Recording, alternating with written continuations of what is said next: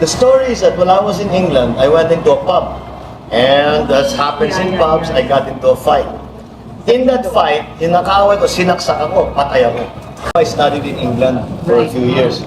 The story is that when I was in England, I got into a fight.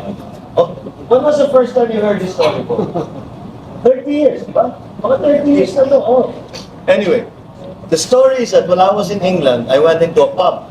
And as happens in pubs, I got into a fight. In that fight, yung nakaway ko, sinaksak ako, patay ako. I'm dead. Bong Bong is dead. So, this is where it gets interesting.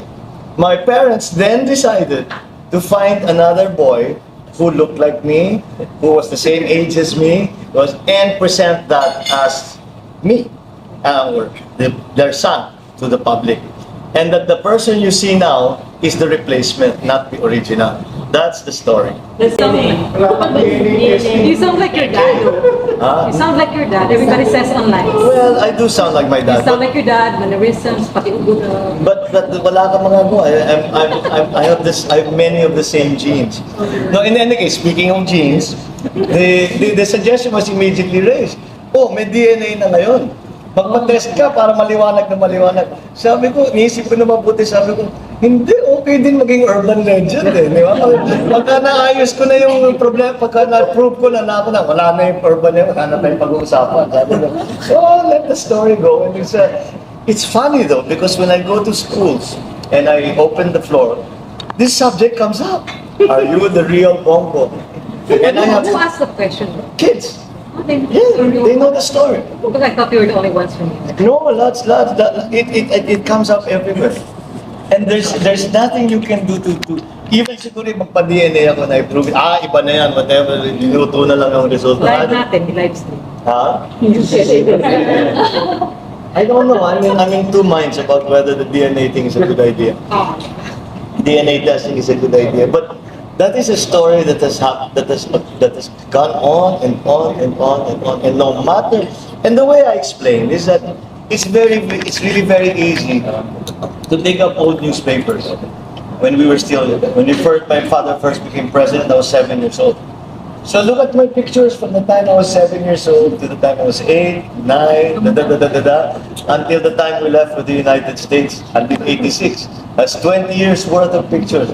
And then compare them to me now. And I think naman, you cannot fake that much. You know? And the other question that always bugs me is that, why would my parents do such a thing? Think about it. Ay, naku, namatay yung anak natin. Hanap tayo ng kamukha niya, tapos huwag natin papaalam kahit na kanino na namatay. Ihaharap natin. Why would they do that? What possible motivation would have my parents have? At most, they'll say, we'll make another boy, we'll have another son. But not find one that is exactly the same, that's of the same age, nakamukha.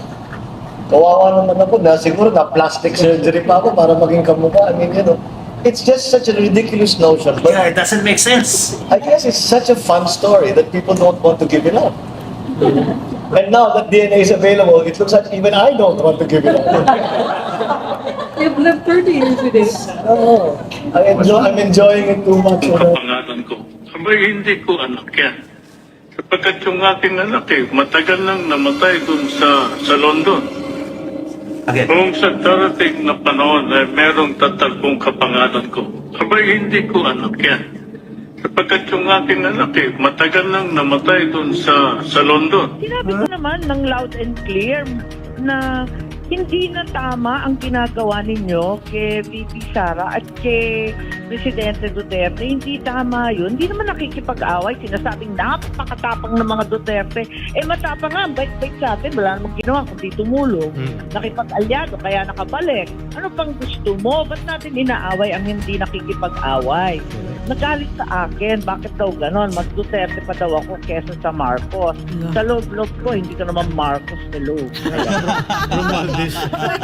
Lagot ka! Nagmana kay Doc Lorraine.